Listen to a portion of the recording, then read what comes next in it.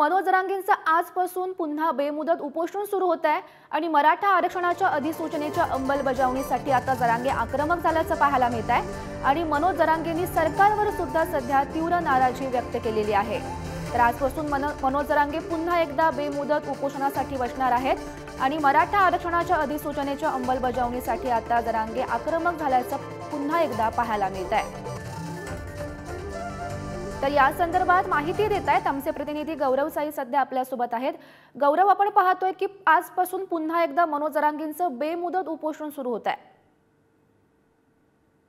खरंय गौरी, आज मी आता सध्या अंतरवाली सराटीत उभा आहे। 10 वाजता मनोज जरांगे पाटलांची समाज बांधवांसोबत जरांगे पाटलांची बैठक होणार आहे। त्यानंतर जरांगे पाटील पत्रकार परिषद घेणार आहे आणि त्यानंतर जरांगे पाटील आपल्या आमरण उपोषणाला सुरुवात करणार आहे।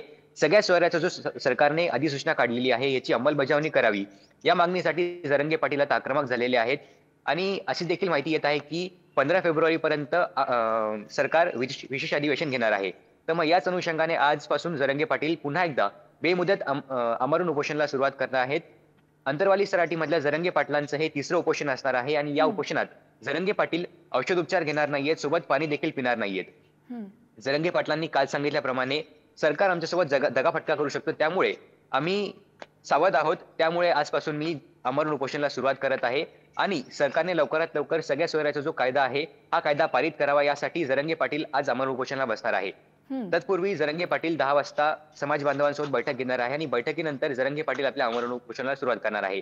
दरम्यान जरांगे पाटलांना वारंवार सांगण्यात येत आहे की तुम्ही आमरण उपोषण करू नका, कारण तुमची तब्येत जी आहे ही मागच्या उपोषणामुळे बरीच खालावली गेलेली आहे। तब्येतीत सुधारणा होण्यासाठी तुम्ही आमरण उपोषण करू नका। परंतु जरांगे पाटील वारंवार सांगतायत की हा जो संघर्ष आहे हा माझा संघर्ष मराठ्यांच्या लेकरांसाठी आहे, गोरगरिबांसाठी आहे। त्यामुळे मी यंदा माझ्या समाजाचं ऐकणार नाहीये, कारण हा जो कायदा पारित होणार आहे यामुळे सगळ्यांचंच भलं होणार आहे। गौरी, नक्कीच गौरव, या उपोषणात आता मराठा बांधव सुद्धा सहभागी होणार आहेत का? त्यांच्याकडून नेमकी काय प्रतिक्रिया येते? जरांगे पाटलांनी म्हटलेलं आहे की हा जो उपोषण आहे, हा उपोषणाचा लढा जो आहे हा मराठ्यांचा आहे, मात्र हा जो त्रास होणार आहे हा फक्त माझ्या एकट्याला व्हायला पाहिजे, मराठ्यांना व्हायला नको। यासाठी जरांगे पाटलांनी सर्वांना मनाई केलेली आहे आणि उपोषणासाठी फक्त जरांगे पाटील एकटे बसणार आहेत। दरम्यान आजची जी बैठक होणार आहे या बैठकीमध्ये जरांगे पाटील काय भूमिका मांडतात आणि ते खरंच आपले आमरण उपोषण करणार का, किंवा त्यांना समाज पुन्हा एकदा, कारण गेल्या वेळी आपण पाहिलं होतं जरांगे पाटलांना महिला असतील किंवा मग मुली असतील किंवा मग समाज बांधव असतील यांनी सांगितलं होतं की तुम्ही पाणी प्यावं आणि त्यांनी असा हट्ट देखील धरला होता।